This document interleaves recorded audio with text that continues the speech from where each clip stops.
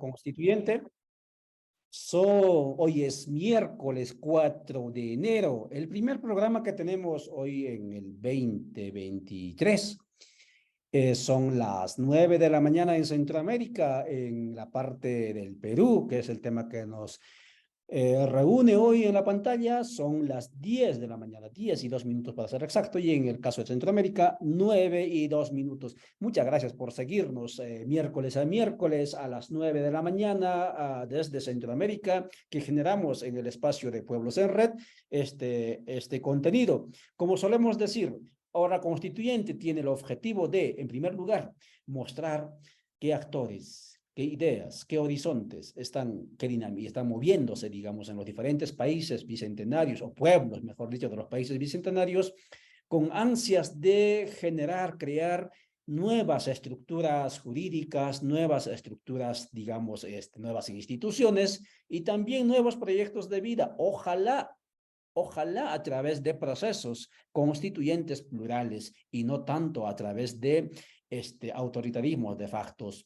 De eso se trata este programa, y por eso es que para usted generamos siempre este contenido, para que ojalá quede algún elemento o algún argumento para poder reflexionar este tema. Por hora constituyente es una hora. Hoy vamos a conversar con nuestra compañera Ana María. Ella se va a presentar en su momento.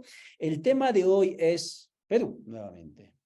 Este país emblemático, no solamente por su, digamos, industria turística posicionado a nivel internacional, gastronómica, etcétera, sino también por su diversidad de pueblos, pero que en estos últimos días, meses, se ha constituido en noticia internacional porque producto de la inestabilidad institucional o el fracaso institucional, podríamos llamarlo así, porque no es normal que en ningún país del mundo que en 5 años tengan 7 presidentes, ¿no?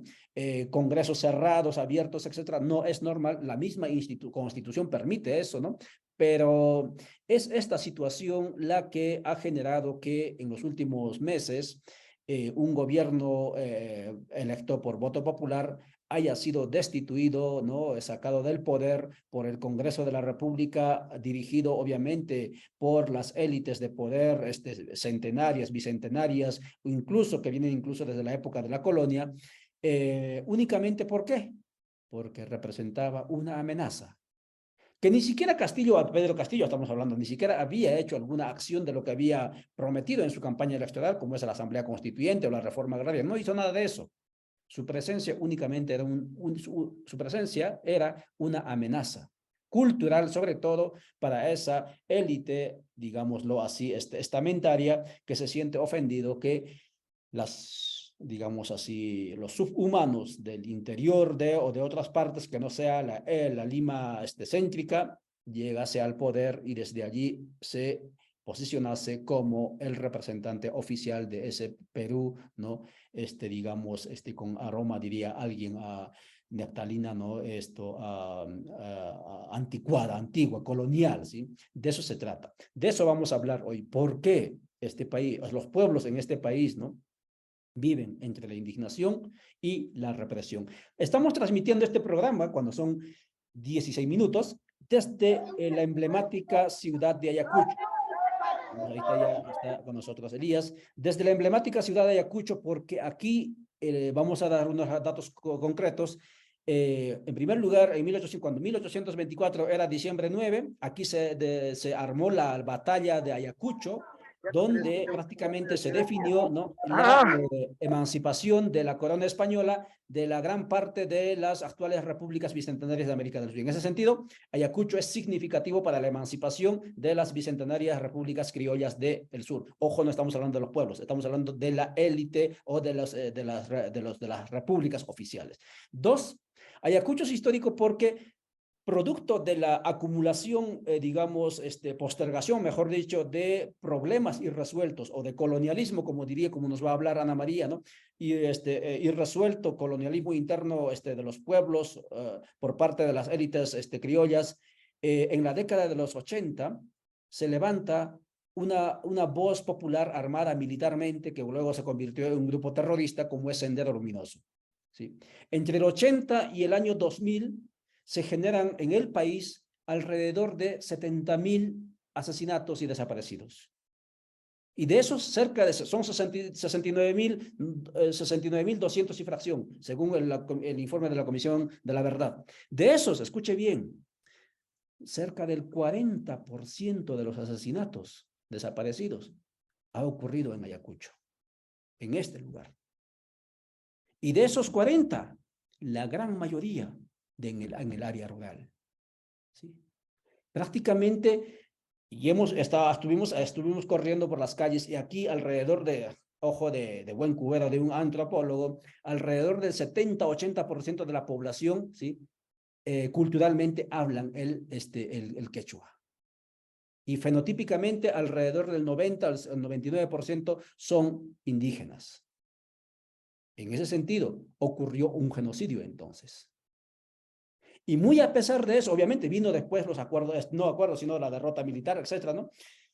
Periodo de la restauración y todo lo demás, la reconciliación, que nunca ocurrió. Vino el sistema neoliberal, se impuso en el Perú, el sistema neoliberal, y ya en la dictadura, digamos, la hegemonía del sistema neoliberal, del saqueo, los pueblos se levantan, ¿sí? Es el caso actual. Y el 15 de diciembre último, ¿sí? Pasado, ante el caos, ante la chacota política que estaba armándose en Lima y sacando, digamos, al gobierno electo popularmente y por los sectores marginados del país, como es Pedro Castillo, la gente se levanta, sale a las calles. ¿Y qué hace el Estado? El gobierno de facto actual agarra las armas, ya no está Sendero, pero agarra las armas y masacra como si fuesen subversivos. Y de los 28 asesinatos, aquí se han asesinado ese día. Dicen oficialmente 10. Ayer me decían las víctimas que son alrededor de 12 y hay muchos heridos en este momento. Solitarios, nadie los está atendiendo. ¿Y qué dice el gobierno? El Estado. El Estado dice que son terroristas. El Estado dice que están dirigidos por subversivos. El Estado dice que son anti minería ilegal, que son narcotraficantes. Eso no se ha visto en las calles. No veo ninguna pinta de Sendero por aquí. No veo ningunos carros Hilux o avionetas que están corriendo en Centroamérica, que es normal ver eso, ¿sí? Avionetas, narcoavionetas corriendo por todo. No existe eso. Y entonces, ¿a qué se debe ese relato racista, digamos, ¿no? De decir a las personas que se levantan contra este desorden establecido que son subversivos y por lo tanto hay que matarlos?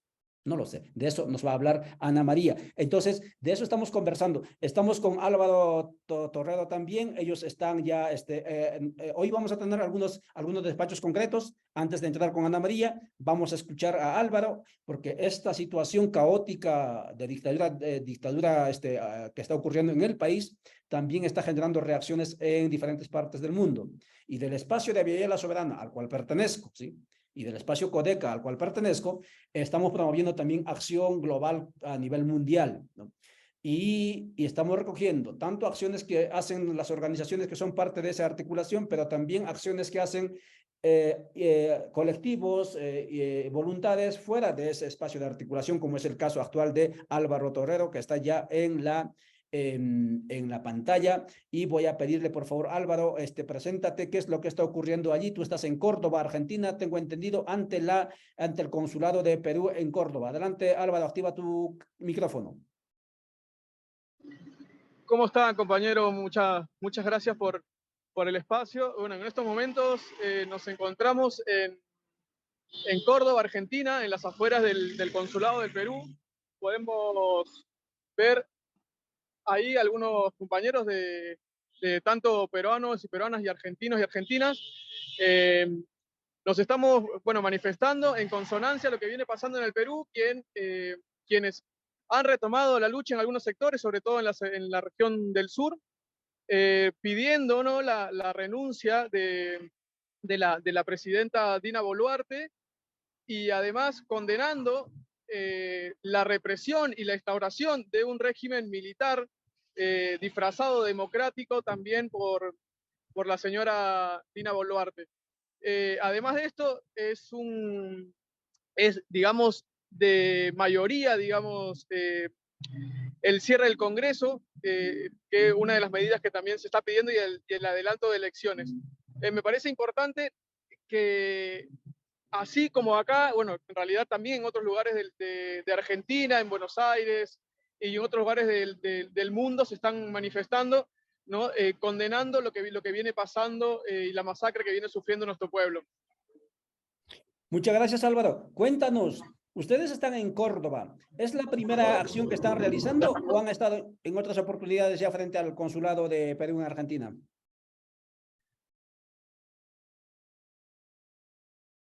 Sí, nosotros estamos en Córdoba, Argentina, y como te decía, también se está replicando esta movilización en Buenos Aires.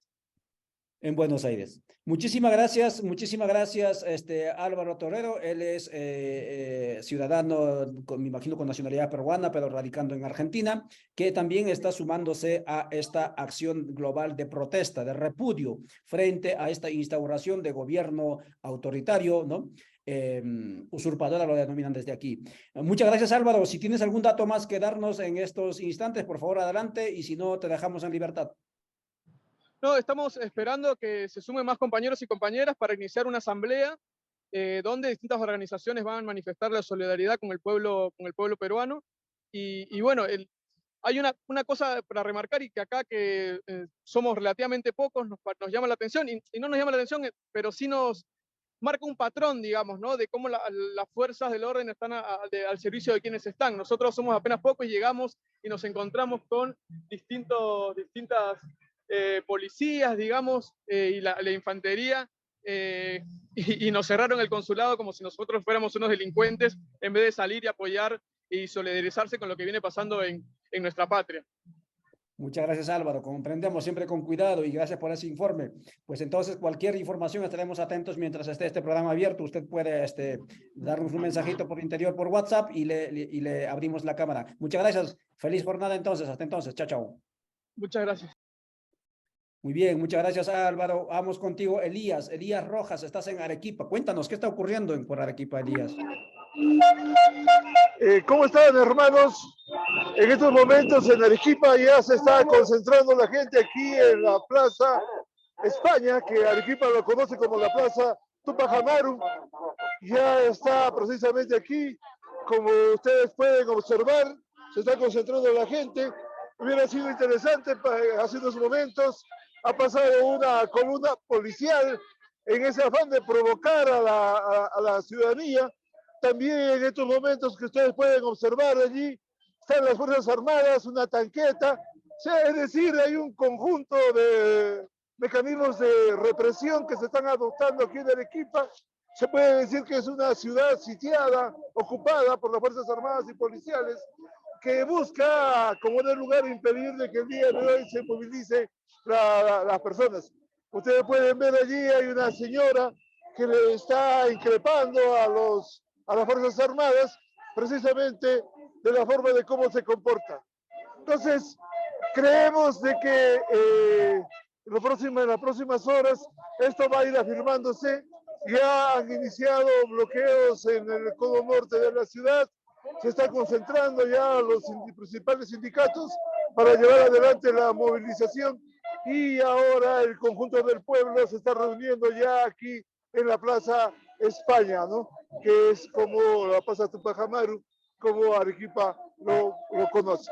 Esto es lo que está pasando, y en las próximas horas, por supuesto, ya las movilizaciones en los diversos conos de la ciudad van a afirmarse, pero podemos decir ya a estas alturas del día de que efectivamente el tránsito es cada vez más reducido, las unidades de transporte urbano también se están retirando, y por supuesto ya estamos listos para iniciar efectivamente la movilización. Ya están por llegar los compañeros de Construcción Civil, y con ellos iniciaremos la marcha precisamente por las principales calles de la ciudad. Muchas gracias, Elías Rojas. Él es parte de las rondas campesinas del Perú, quien gentilmente hizo este reporte desde Arequipa. Arequipa, Cusco, Puno, Moquegua, Ayacucho, hoy y otros departamentos hoy en paro macro regional. Muchas gracias, Elías. Te dejamos en libertad y continuamos con el programa La Hora Constituyente que Gracias. teníamos programado para hoy con el tema de Perú, los pueblos atrapados en una tenaza entre la indignación y la masacre. El 15 último de diciembre los masacraron a los que estaban en protesta. Ahora están habitados por la indignación y la impotencia y hacen paro regional, llaman paro seco en el caso de los transportistas. No vamos a tapar caminos, decían en Arequipa en la mañana, vamos a apagar motores. Ana María, por favor, muy buenos días. Ahora sí, ya con usted en la pantalla. Salude a la audiencia, por favor. ¿Quién es Ana María? Active, por favor, su micrófono. Ya, ok. Vale. Buenos días a toda tu audiencia. Buenos días. Bueno, ya nosotros nos saludamos. Así es que me presento. Soy Ana María Pino Jordán, vivo en Puno y en los últimos años, digamos que unos 20, estoy trabajando el tema de interculturalidad, ¿no? Participo en un grupo de estudio que edita la revista Pluralidades y bueno, nuestro tema de reflexión es ese, ¿no? Sobre la base de firme de que los pueblos originarios tienen derecho de ser y estar en estos espacios y que ellos mismos tienen que seguir en su propio proceso de cultura, ¿no? Bueno, ese es, digamos, el eje de nuestras discusiones. Muy bien. Estimada Ana María, muchísimas gracias pues nuevamente a nombre de nuestra audiencia, a nombre del movimiento Codeca, pero también a nombre del espacio de articulación Aviala Soberana, que usted haya sacado su tiempo y pueda reflexionar con nosotros para nuestra audiencia sobre este tema tan importante. Acabamos de escuchar cuál es la coyuntura del país. Las consignas son más que evidentes. Usted conoce más que nosotros que estamos radicando en el exterior. La pregunta es, ¿por qué en un país bicentenario como es el Perú, ¿sí? Con una macroeconomía pujante, ¿no? Con digamos, un bagaje cultural, oficialmente hablando, cultural hegemónico también prominente, porque no vamos a negar que Perú no solamente tiene premio Nobel, también tiene filósofos de referencia, etcétera. Los pueblos, las grandes mayorías, como es el caso de Ayacucho que decía, los pueblos quechuas o aymara, donde está usted, se encuentran en una tenaza entre la indignación y la represión. Los matan, los masacran, se indignan, salen a las calles, los masacran. ¿Por qué llegamos a eso? Bueno, yo creo que, que tienen derecho a estar indignados porque detrás de esa indignación pienso que hay mucha frustración, ¿no? Hay rabia, porque siguen siendo invisibilizados a pesar de que, por ejemplo, en los últimos, qué sé yo, 20 años o tal vez más, todo aquel candidato que planteó una nueva constitución, ¿no? Salió presidente. Entonces es una necesidad insatisfecha de cambiar este modelo de Estado que lo sigue invisibilizando, ¿no? Lo sigue ignorando y entonces por ejemplo, se nota esa rabia.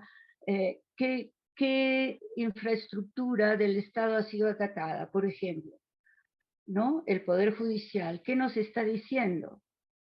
Que están furiosos con el accionar de ese tipo de justicia, ¿no? ¿Qué otros edificios han sido atacados? Las comisarías, ¿no?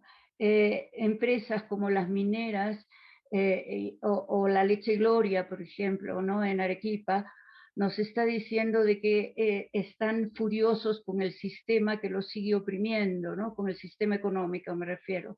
Entonces no miramos esos mensajes que nos está dando la frustración de la población, que además es la población mayoritaria del país, ¿no? Y claro, las masacres es evidente que es el ejercicio del poder, ¿no? Que los sigue oprimiendo cuando ellos intentan enviar siquiera un mensaje, ¿no? Hacia la estructura del poder dominante.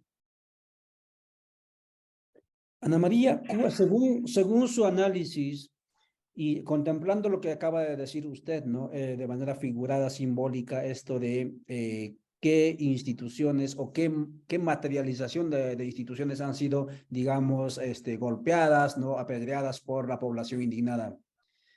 ¿Cuál es la función del Estado bicentenario peruano para en los pueblos, en los territorios excluidos, despojados del Perú, ¿no? Por un lado, y por otro lado, ¿qué significa Estado peruano para esos territorios, esos bolsones sociales, pero también bolsones humanas, pero también bolsones territoriales, ¿no?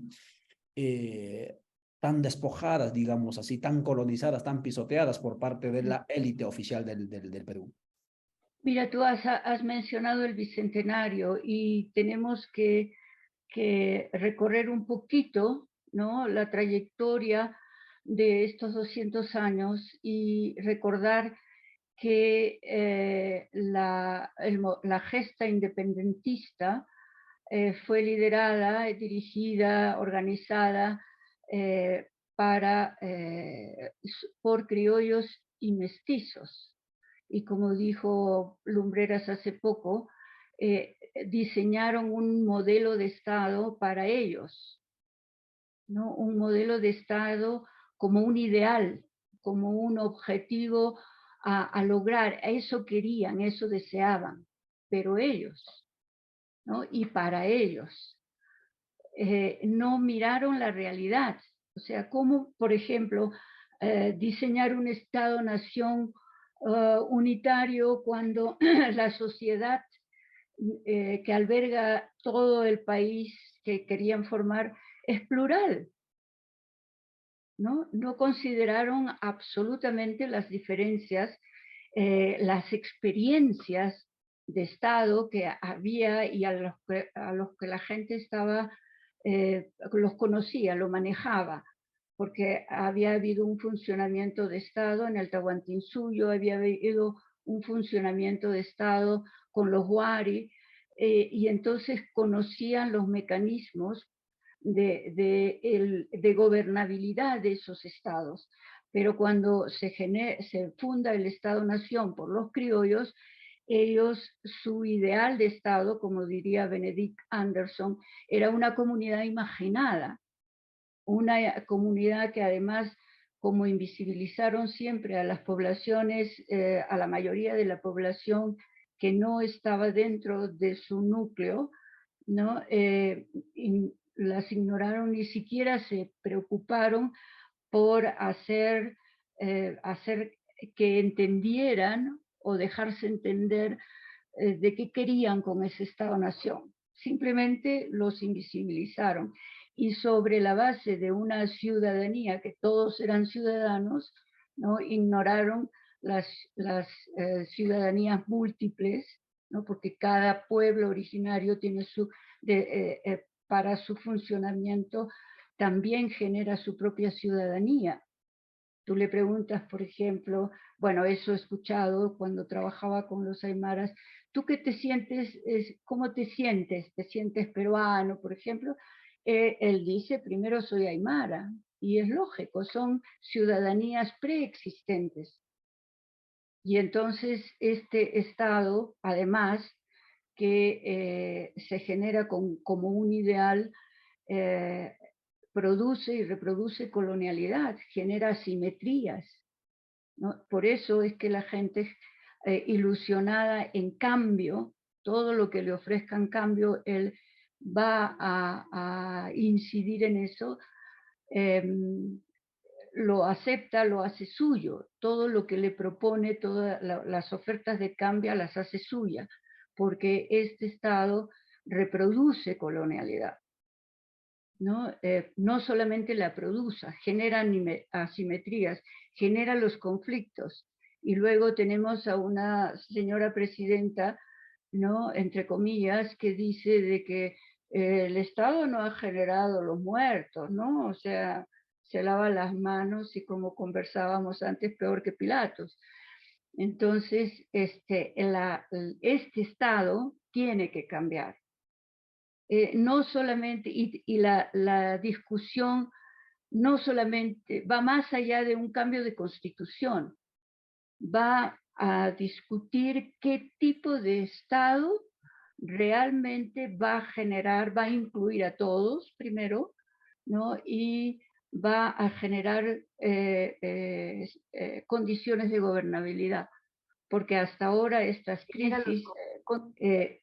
crisis sucesivas, ¿no? Recurrentes, están indicándonos que la estructura está mal, pues.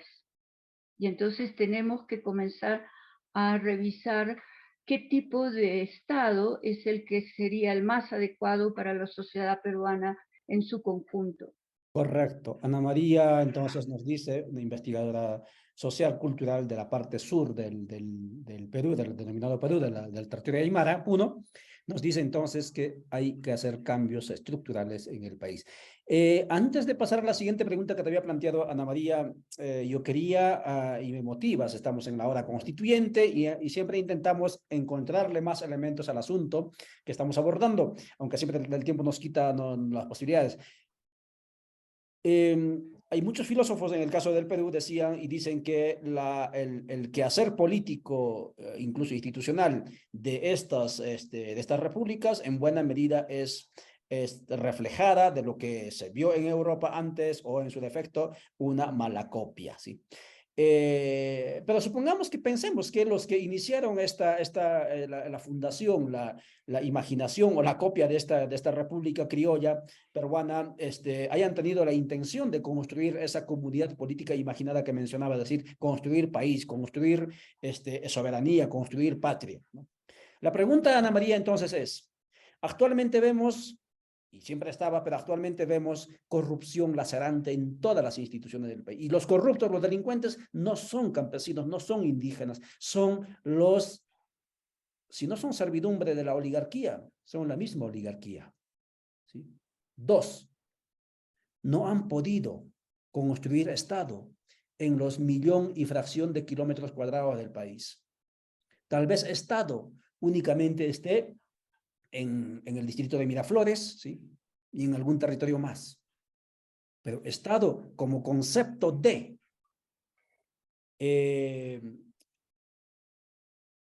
población jurídica y políticamente organizada para garantizar su bienestar, su propiedad, sus libertades, etcétera, no existe en el resto del país. En consecuencia, la pregunta es, esa élite que fundó y que regenta ese Estado fundado hace 200 años para ellos, ¿estaría en este momento derrotado o autoderrotado intelectual y moralmente?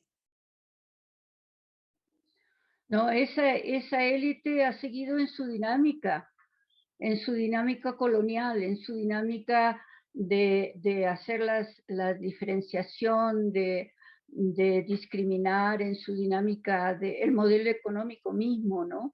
Es un modelo neoliberal muy ad hoc con su propia matriz cultural. Entonces, ellos siguen yo diría que curiosamente siguen mirando para afuera, ¿no? Y lógicamente, cuando tú hablas de la corrupción, por ejemplo, ¿no? ¿Qué tenemos de aparato jurídico? Tenemos un montón de leyes que necesitan interpretación auténtica. Cada uno la entiende a su manera y cada uno la utiliza a su manera. Y entonces la corrupción, yo diría que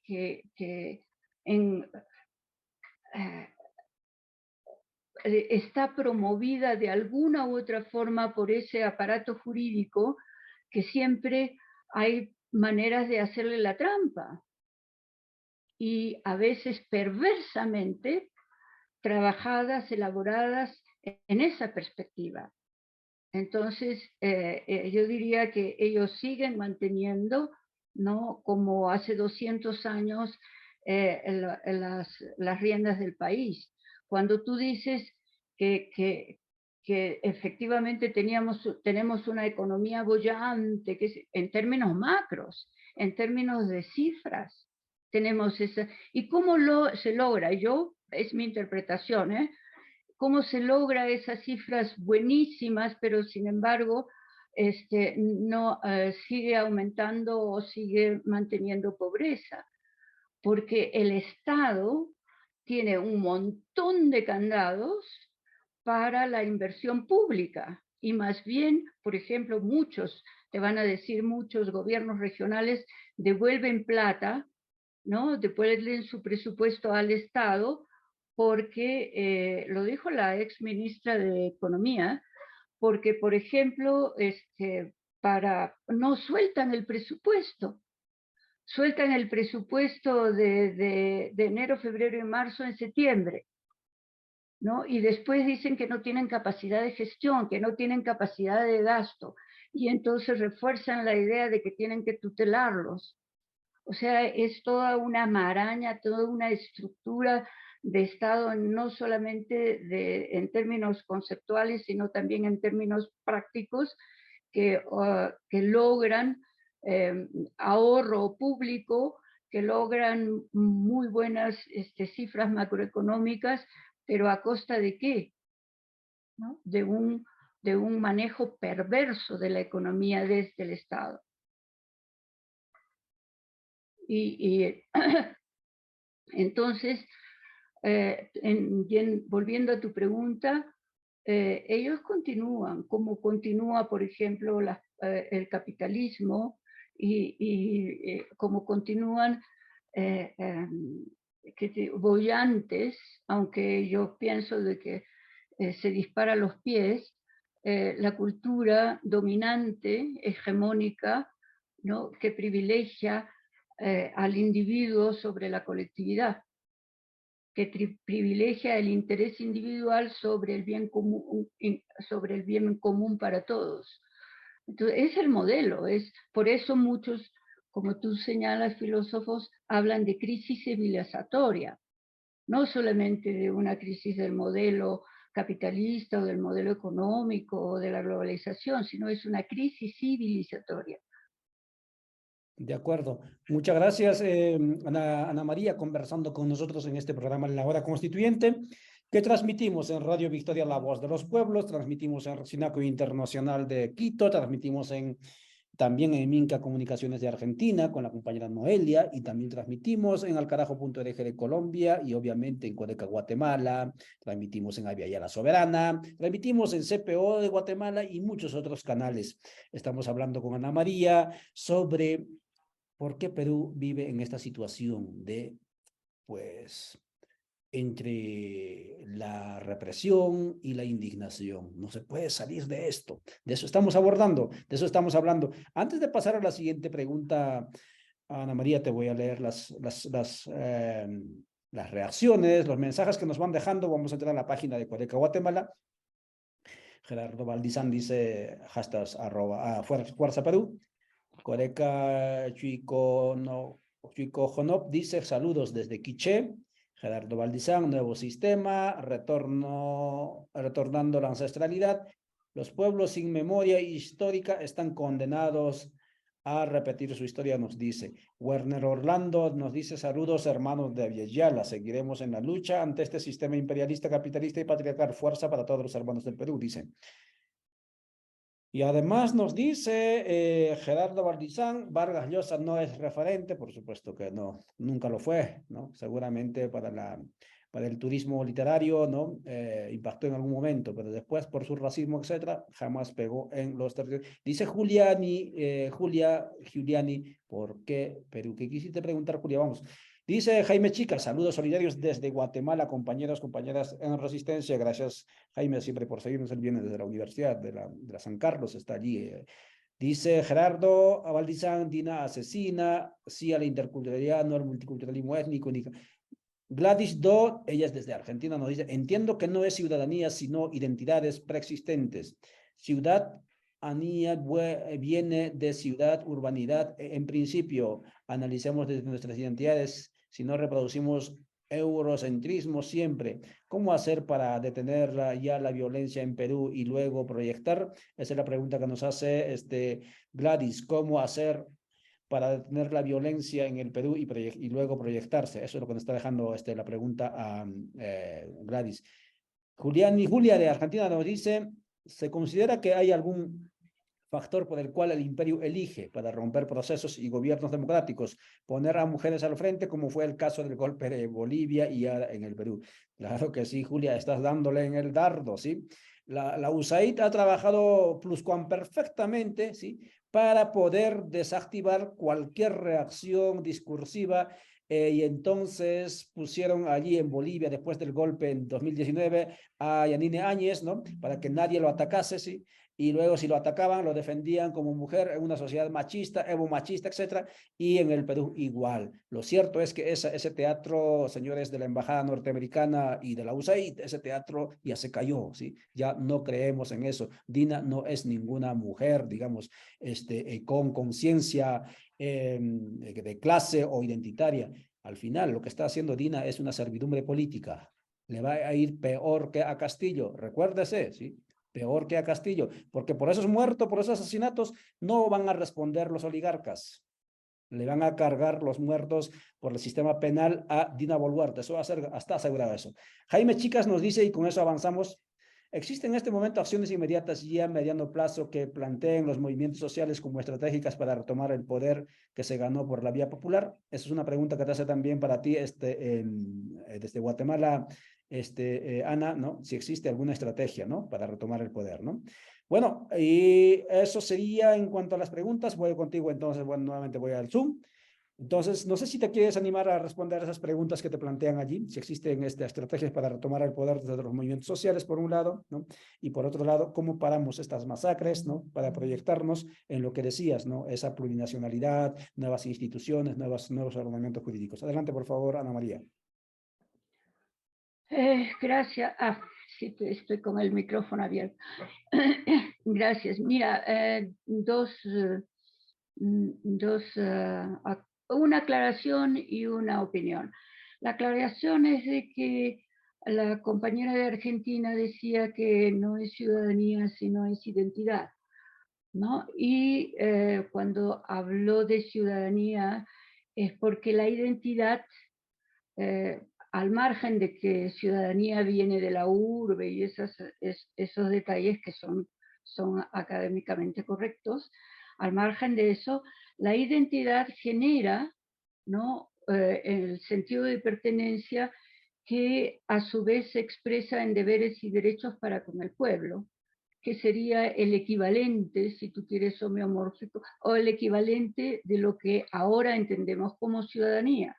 Por eso señalé la cuestión de la ciudadanía. Hay trabajos sobre ciudadanías múltiples, bueno, pero en fin, esa es una aclaración. Y como opinión, yo creo que en otro de tus programas, escuché que tiene que generarse desde abajo. Ahora el modelo ha eliminado, como ha individualizado hasta la política, ¿no?, ha anulado el ejercicio político en los partidos, en las agrupaciones políticas. Entonces el sujeto político, tendría que ser el partido político, ya no existe, ¿no? Y entonces se tiene que comenzar, yo creo, desde abajo, y tal vez una estrategia, por ejemplo, me encantaba en Chile las asambleas populares que se generaron después de la movilización, ¿no? La gente se reunía en la plaza y hacía como una especie de asamblea, que además es la forma que conocen los pueblos, porque su democracia no es su sentido de democracia no es representativo, no es participativo. Entonces en las asambleas se discute, se acuerda, habría que buscar formas de organización, de registrar todas esas experiencias y crecer sobre esa base, ¿no? Entonces, tenemos que volver a la base, ¿no? Tenemos que comenzar sobre todo a escuchar, porque, digamos, el sistema educativo, que es estrictamente colonial, nos enseña a ser arrogantes, ¿no?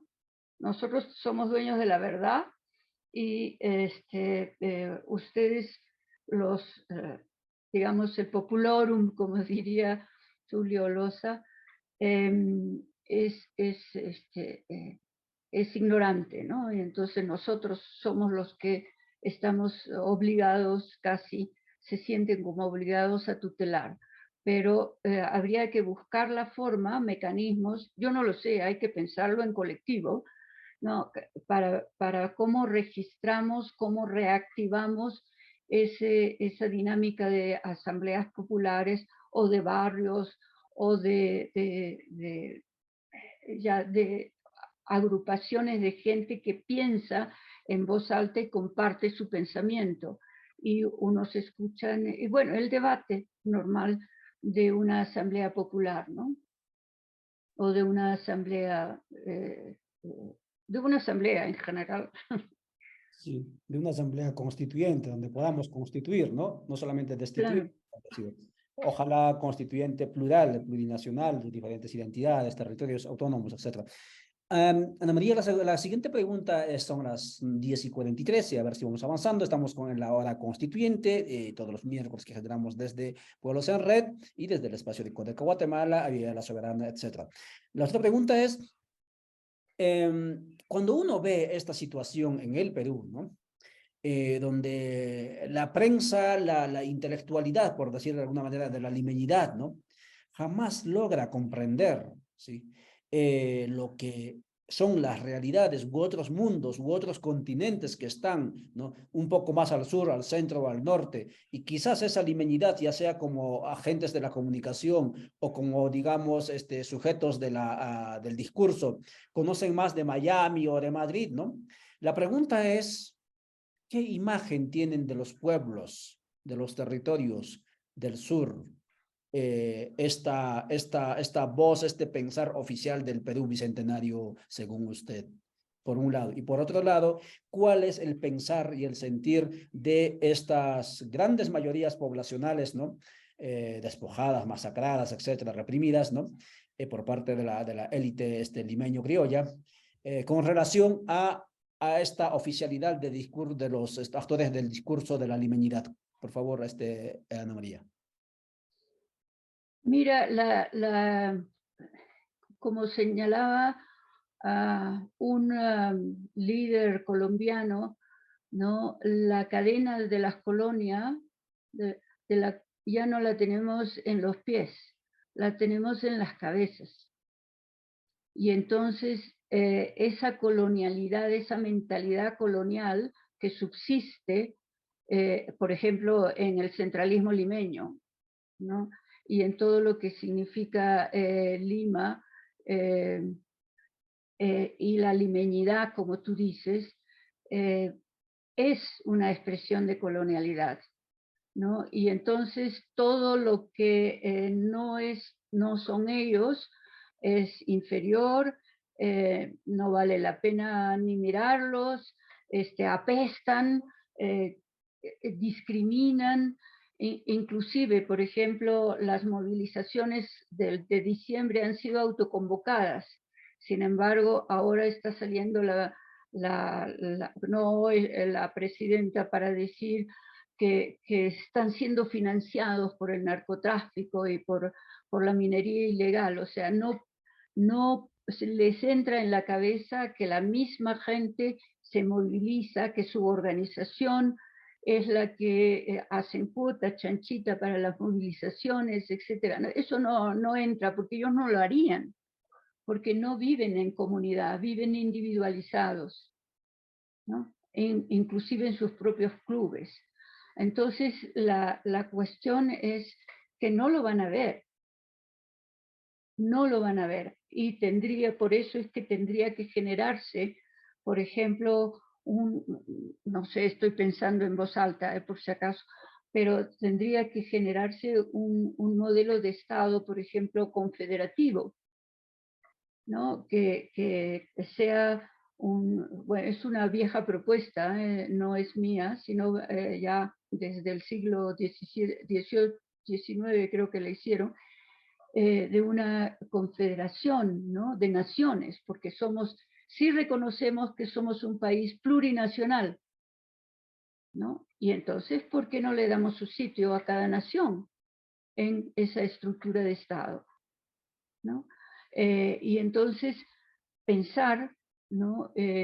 No solamente un representante, porque ese representante se mete al Estado, o sea, a los aparatos del Estado, y esos aparatos son camisa de fuerza, no los dejan hacer absolutamente nada que no esté normado, la norma no les deja hacer nada, ¿no? Y entonces se convierten en convidados de piedra, ¿no? Que además le lava la cara a un Estado discriminador. Entonces la cuestión es que tenemos que diseñar, ir pensando en una estructura de Estado que realmente les dé su sitio, ¿no?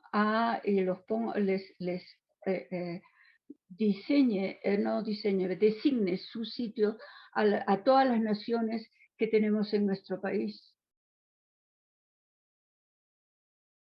Y cuando hablo de esta situación de plurinacionalidades, ¿no?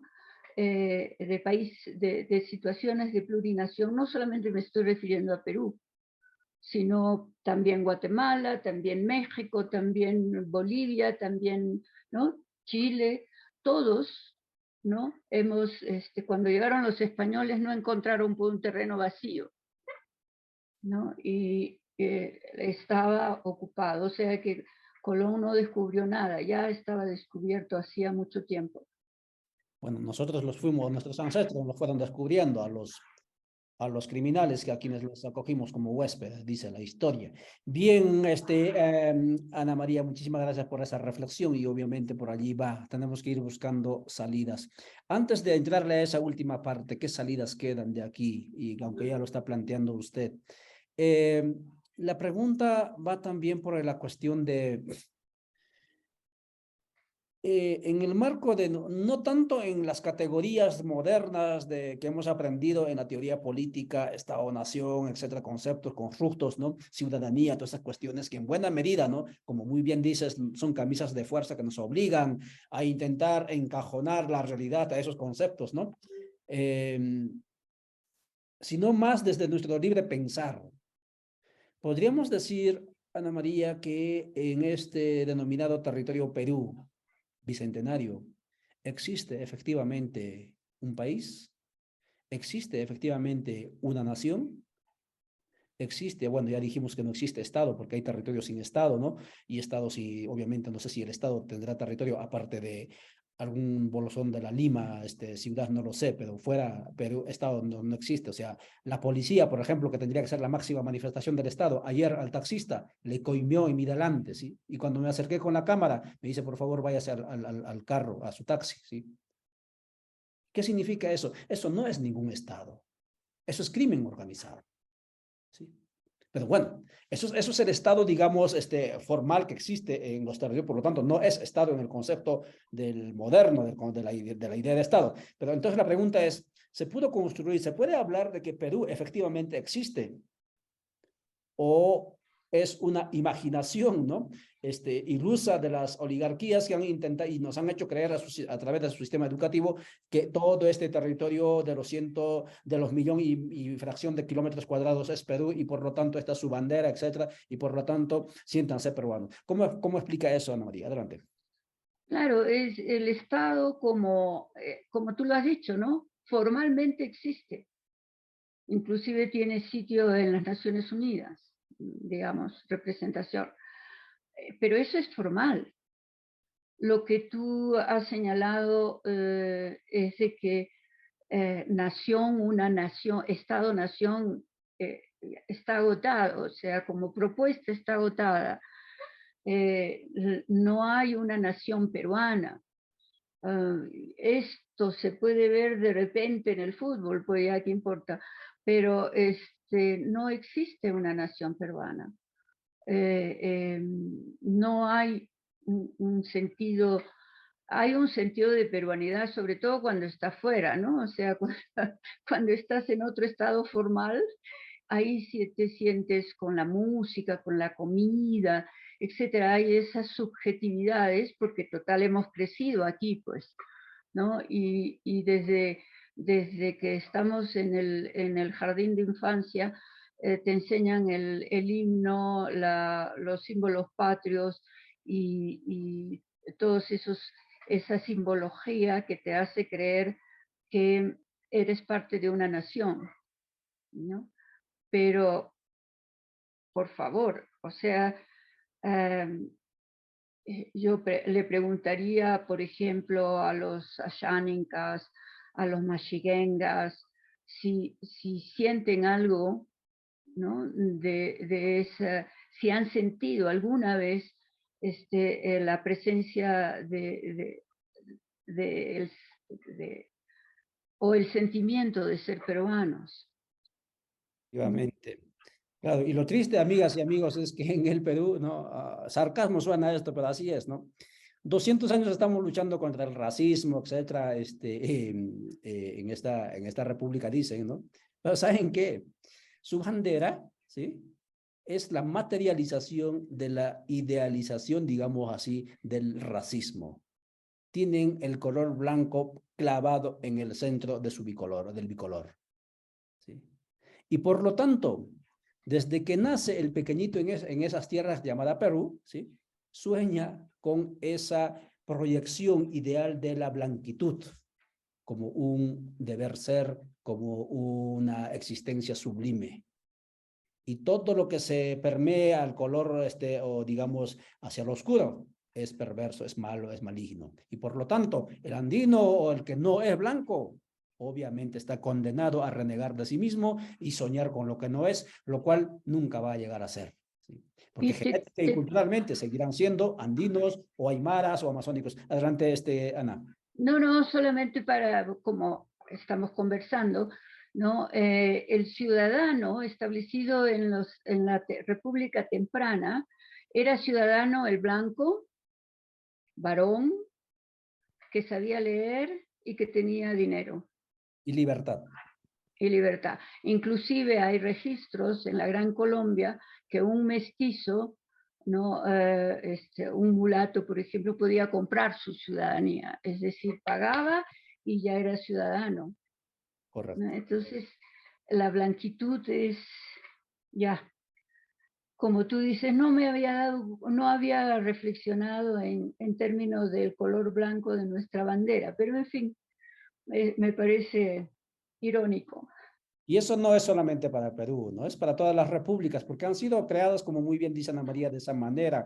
Y en el fondo esta disputa, amigas y amigos, esta disputa por la plurinacionalidad, etcétera, no es asunto netamente técnico, ante todo es simbólico, ¿sí? Quien gana la batalla simbólica tiene la posibilidad de construir instituciones, ordenamientos jurídicos, no importa caprichos de la élite del momento como ley, pero al fin y al cabo ordenamiento jurídico obligatorio, ¿sí? Y además te voy a decir una cuestión, en este momento está surgiendo en el Perú, cuando son las 10:56, te voy a dejar después unos minutitos para que nos dé si hay algunas salidas, a esta cuestión, esta situación está escarbando, ¿no? El barniz de la peruanidad y ahora se habla, por ejemplo, de la idea de la emancipación del sur, ¿sí? Se habla de la reconstitución de los territorios ancestrales, por ejemplo, más allá incluso de la categoría de la plurinacionalidad, están planteándolo otra cuestión allí, ¿sí? Se habla, por ejemplo, de alguien dice, peruano, no, yo no soy peruano, peruano es Dina, yo soy quechua. Potente esa afirmación. ¿Por qué está ocurriendo eso? ¿Porque son terrucos subversivos lo que están pensando de otra manera? No, porque las élites están presionando tanto la tenaza que están obligando, ¿sí? a acelerar la historia. Muy bien, Ana María. Por favor, ¿qué soluciones, qué salidas tenemos? La gente tiene deseo de escucharte. Bueno, mira, en la mañana escuché a un dirigente no recuerdo si de Abancaya o de Andahuaylas, que tenía muy claro que primero, bueno, la crisis coyuntural, o sea, no estoy hablando de salidas más a largo plazo, pero la crisis coyuntural, este dirigente decía, Dina tiene que renunciar el presidente del Congreso, tiene que nombrarse otra directiva del Congreso con otro presidente que más probo, con menos pergaminos que el actual, ¿no? Y que ya me convoca a elecciones pronto, ¿no?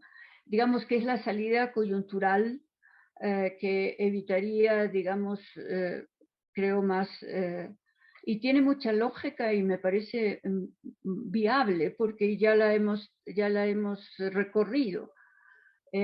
Pero la salida a más largo plazo sería para una nueva constitución revisar la estructura del Estado y repensar en una estructura de Estado que nos abarque a todos, ¿no? Esa me parece que podría ser algo y, por ejemplo, los que no suenan absolutamente, creo que no han tenido un pronunciamiento son los partidos políticos. Claro, excepto los de la derecha que están en el Congreso, ¿no? Pero, y que tienen voceros, que tienen además libre ingreso en los medios de comunicación, o sea, los convocan para eso. Pero después, ¿dónde están los partidos? ¿Dónde están, por ejemplo, el APRA o qué sé yo, inclusive el Popular Cristiano o algún partido de la izquierda? No hay pronunciamiento en absoluto. Es como si no existieran y realmente es posible que no existan, pues. Y eso es en política, en el sentido amplio de lo político, es lamentable. Es un retroceso, es una involución. Una involución, efectivamente. Yo creo que esta chacota o las consecuencias de esta chacota, que parecíamos que iban a ser solamente externos, institucionales, etcétera, políticos, también está teniendo un impacto psicológico, ¿sí? Y los ha llevado al grado de la confusión, ¿sí? Digamos, y del silencio, ¿sí? A la misma élite opinadora o a la misma, o digamos, actores de la hegemonía, de la cultura hegemónica, ¿no? Pueden ser también los políticos que aparecían siempre antes con sus posicionamientos, que ahora están silentes, no saben qué es lo que va a pasar, ¿sí? Y el que calla otorga. Pues eso, y el silencio no necesariamente es sabiduría, amigas y amigos, ¿sí? El silencio también es complicidad. En este momento, la señora usurpadora Dina Boluarte, ¿sí? Tiene temor, ¿sí? Temor no solo por las calles, sino por la misma oligarquía. Porque en las noches su almohada le dice, esto le hicieron a Castillo. A ti también te lo van a hacer, porque tú no eres parte, nunca te van, por más que tengas patrimonio económico acrecentado, nunca te van a aceptar como parte de la élite, porque no naciste allí. El dinero no blanquea. Correcto. Por lo tanto, esa servidumbre política se va a acabar y Dina Boluarte va a ir a la cárcel, ¿sí? Triste historia, pero va a ser así. En consecuencia, ojalá, si alguien que se acerca, que tiene contacto con doña Boluarte, escuche este programa, aconsejen, que aprenda de el fracaso, digamos, de la dolorosa caída de Castillo. A Castillo se le dijo, no te quites el sombrero, hermano, ¿sí? Entrale con ganas con la constituyente, entrale con ganas con la reforma agraria, entrale con ganas con la revisión de los contratos de privatización. Él dijo, quieto, caminemos despacio porque nos pueden sacar. Bueno, ahí va el programa. Entonces, son las 11:01 aquí en Sudamérica, Abya del Sur. En Abya del Centro o Centroamérica son las 10:01. Y este programa va terminando, va llegando a su fin. No he leído los mensajes de los otros canales, solamente he leído algunos de Codeca Guatemala, Radio Vista, no lo he revisado. En la próxima voy a revisar. Ana María, por favor, tienes el micrófono para dar tus ideas conclusivas, despedirte de la audiencia y, por favor, ¿cuál es tu deseo, no tu mensaje también para la audiencia en el Perú que te va a escuchar? Bueno, muchísimas gracias por la conversa. Me parece que estos espacios son muy útiles y faltan y son necesarios. Y bueno, el mensaje es que sigamos resistiendo, ¿no? Que sigamos resistiendo y poniendo el hombro en la perspectiva de que se logren cambios en nuestra sociedad, en nuestro país, en nuestra América. Y mucho cuidado con el tío del norte. Excelente cierre. Mucho cuidado con el tío del norte y sus agentes, ¿sí? Porque esta situación de la ruptura del orden, entre comillas, de la democracia liberal constitucional en el Perú, no hubiera ocurrido si no era por voluntad de la Embajada Norteamericana y por voluntad del Ministerio de la Colonización Permanente para las Américas, como es la OEA. ¿Sí? Esos actores, y también la USAID y otras transnacionales, han generado esta situación caótica. ¿Por qué? No por los errores de Castillo, sino por lo que Castillo representaba una amenaza para sus intereses. Y además, la represión brutal que han hecho es con el mensaje de nunca más se atrevan a levantarse políticamente y ni mucho menos a intentar defender su voto en las calles. Los vamos a matar peor. Eso fue lo que hicieron el 15 de diciembre. ¿Sí? Y lo cierto es que esa política de la represión y luego el castigo, ¿no? Y luego esto del amedrentamiento ya no funciona. La gente por todas partes se mueve, al grado que ahora no hay ningún dirigente, no hay ningún líder que esté moviendo, ¿no? Por ahí van a decir que es Abimael Guzmán el que los está moviendo por todas partes. Pues eso simplemente son creencias, porque Abimael Guzmán ya murió, ¿sí? ¿Sí? Los senderistas ya han muerto, ¿sí? Ya no están. Aquí somos personas que no tenemos nada que ver con marxismo, con leninismo, con maoísmo, con este pensamiento Gonzalo, nada tenemos que ver, solamente estamos exigiendo existir con dignidad y construir buenos vivires en todos los rincones, como siempre habían construido nuestros ancestros. Muchas gracias por vuestra atención. Este ha sido el primer programa de la Hora Constituyente generado por Pueblos en Red desde el espacio de Codeca Guatemala para el resto de nuestros canales. Muchas gracias, Ana María, y muchas gracias, audiencia, a seguir moviendo este contenido en todos los espacios que te permitan.